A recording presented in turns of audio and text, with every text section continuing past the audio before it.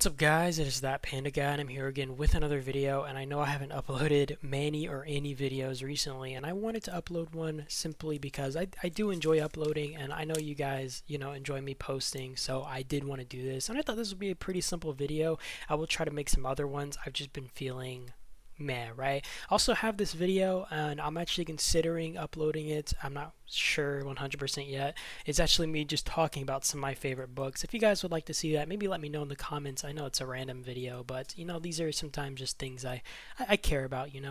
That being said, let's hop into it. So these are just three kind of simple tips or whatever. I thought this would be a kind of a simple video to cover, but for example, this one's kind of like a guide for, I would say, players within an alliance, and this could really go for any size of players can take this advice, right? More so like smaller players need to heed this warning, and maybe this is good for alliance leaders if they want to share this video with their members and be like, yo, listen to this advice because this is what I want you guys doing, right? Because these are things that really get on my nerves, can really aggravate me and stuff. And yeah, so sorry, I had to type this up. Okay, so for the first one would be actually not teleporting, right? So if we're going into Island Raid, for example, and I need to find a freaking good place to use this example. So let's say I'm going into Island Raid, right? And let's say I'm building up into my enemy's territory and I'm about to place a tower right here. Well, in this case, I don't want some 20 million or 30 million player taking up the top spots on the tower, right? Especially when you're probably going to be field fighting around this area. And the reason this is for example, if I have to stay back here on this tower, I'm traveling an extra 10-20 seconds potentially to enter these fights, meaning I'm refreshing my troops longer, and overall if I'm trying to do like fights near my base, this is much harder, and overall it's just overall more complicated. This also applies for things like Pompeii, right? Like, let your bigger players, your bigger fighters teleport first, because even in Pompeii there are limited teleports, right, for certain, like, within certain durations, right, because they open up teleports throughout the time period, right? So this is also pretty important for Pompeii. If you're like a 20 million might player and you have T6 guys who aren't able to take teleport spots, you're potentially putting your team back in, potentially making your team actually lose, because you might not have that T6 on the field when you need it on the field, because it takes them an extra 2 minutes to march up. And overall this can be very complicated, it can be very annoying, and this is actually one of my biggest freaking peeves is just smaller players or people who aren't even contributing to the fight taking up main teleport spots. Because if I need this spot to teleport, let me teleport. I am putting in more points than you, I am putting in more field work than you, and I am having more of an impact on winning than you. And I'm not saying that like actually, right? That's obviously like speaking figuratively, but in this case I'd be having more of an impact, so let me take this teleport spot. Another thing, I know this is pretty common knowledge, but some people still don't understand how this works, right? And let me actually go back to my base to showcase this. So a lot of people, they don't what's it called? They don't like to. They don't know how to fight properly, right? And let me pull out my marches over here, show off my skins real quick. But for example, if there's a big field brawl, and this is, like I said, pretty simple for a lot of people to understand, so you might already know how this works, but it's fighting behind your bigger players. In my case, obviously I'm not a whale, right? And you might be like, Joe Panda, you are a whale, but I'm not a whale, right? But in my general alliance, I would be considered one of the top or bigger players. I can heal a lot more, I can tank a lot more, I have tier 6, my gear's generally better, and overall my losses aren't impacting me as much as the next guy, right? Like, imagine there's T5 players that I want on the field and helping us. Make sure that you're not tanking the damage, right? If you're getting focused constantly, let someone like me tank the damage, or even if I'm not tanking the damage, make sure you're pretty actively avoiding the aggro. So if you see your screen flashing red, you're instantly ready to click back. I do this a lot, especially in whale fights, right? I would do this a lot in Boon, right? You're doing big field fights, make sure you're ready to kind of click backwards so you can get out of the main fray. You're not getting focused, and even if they do keep focusing you, you're basically dragging their marches into your actual enemy lines, right, into your murder ball perhaps, and then that march is just going to get absolutely obliterated. So and this isn't only to help yourself, because I think people think like playing like this might be selfish or something. I'm sure there's someone like that, like most people probably understand the concept, but people always think differently. But if I'm off the field faster, right?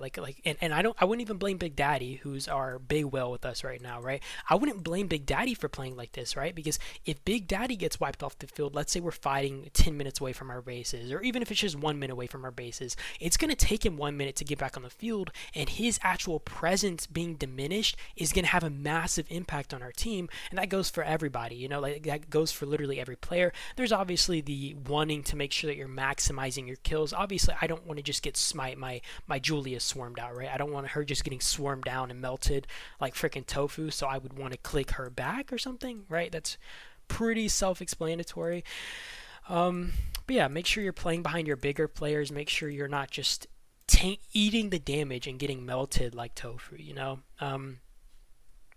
And another thing is, if you're too small, right, make sure you're staying off the field. You know, you're more used in towers and rallies at that point. Like in our case, right, if you're a tier 4 player and you see only tier 6 players on the field, do not enter that field fight, because there's almost no chance you're trading positive, even if you're not being focused. The amount of counter damage that these tier 6 players are able to put up basically melt your squad without focusing you. You know, you're literally free kills, and not only are you just free kills, meaning that you're feeding the enemy, you're also being more harm than good in some cases by maybe stressing out your leadership, or in the case of, for example, you might be less used in rallies or towers because you aren't able to heal your troops because you just crippled yourself on the field. And I've had this happen with players in my alliance where they're like, hey, I need resources to heal. And I'm thinking, why were you on the field in the first place when you got a million points and now you have a full hospital? It makes absolutely no sense to be playing like that, and you can 100% be doing more harm